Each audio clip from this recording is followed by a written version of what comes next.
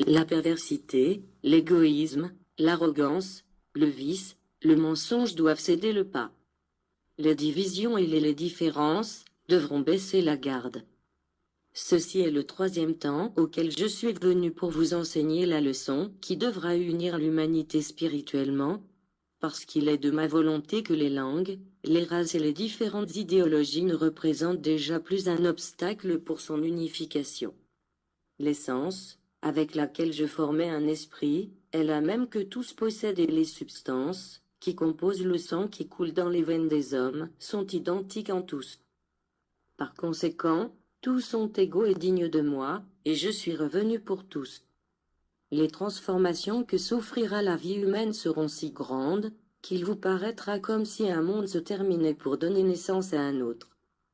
De même qu'en tout temps, la vie de l'homme a été divisée en ères, ou âges, et chacun d'eux s'est distingué par quelque chose, soit par ses découvertes, par les révélations divines reçues, par son développement dans le sens de la beauté qu'elle appelle l'art, ou par sa science. Le temps qui débute à présent, l'ère qui apparaît comme une nouvelle aurore, se distinguera par le développement des dons de l'esprit, de cette partie que vous auriez dû cultiver pour éviter tant de maux, et que vous avez toujours remise à plus tard. Ne croyez-vous pas que la vie humaine puisse se transformer totalement, en développant la spiritualité, en cultivant les dons de l'esprit et en établissant la loi que dicte la conscience en ce monde? Bientôt, tous les peuples comprendront que Dieu s'est adressé à eux au cours de chaque ère, que les révélations divines ont été l'échelle que le Seigneur a tendue aux hommes pour qu'ils puissent monter jusqu'à lui. Les uns appelleront ce nouveau temps l'époque de la lumière, d'autres le nommeront l'ère du Saint-Esprit, d'autres encore le temps de la vérité, et moi je vous dis que ce sera le temps de l'élévation, de la récupération spirituelle et de la revendication. Celle-ci est l'ère que, depuis longtemps, j'ai souhaité voir vivre dans le cœur de l'homme, et qui a été continuellement combattue et détruite par lui-même.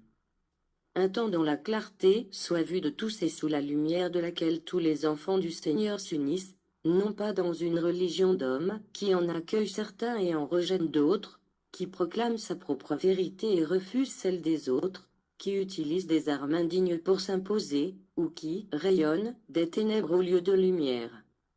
Ceci est le troisième temps au cours duquel l'esprit de l'humanité devra se libérer des chaînes du matérialisme, ce qui entraînera la plus grande lutte d'idées que compte l'histoire des hommes. La perversité, l'égoïsme, l'arrogance, le vice, le mensonge et tout ce qui a assombri votre vie tombera, comme des idoles cassées, aux pieds de ceux qui leur rendirent culte, pour céder le pas à l'humilité. Temps du réveil en Christ est une prise de conscience au-dessus de toutes les religions, non que nous soyons absolument meilleurs, mais un réveil selon la volonté de Christ, l'unique Fils du Père, le rayon universel.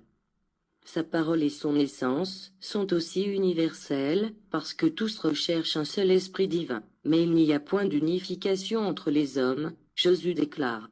Je ne vois pas la même foi en eux, la même élévation et la même connaissance, et c'est pour cela que je viens comme Saint-Esprit afin de les unifier en moi, pour les perfectionner au moyen de ma doctrine de vérité, avec ma parole immuable, avec ma loi de justice et d'amour. L'aveuglement de la pensée, le manque de foi, l'ignorance de la vérité constituent des ténèbres pour l'esprit, à cause desquelles l'humanité, aujourd'hui, se retrouve perdue. Combien se sont multipliés les hommes qui marchent sans savoir où ils vont, et sans d'ailleurs que cela les préoccupe.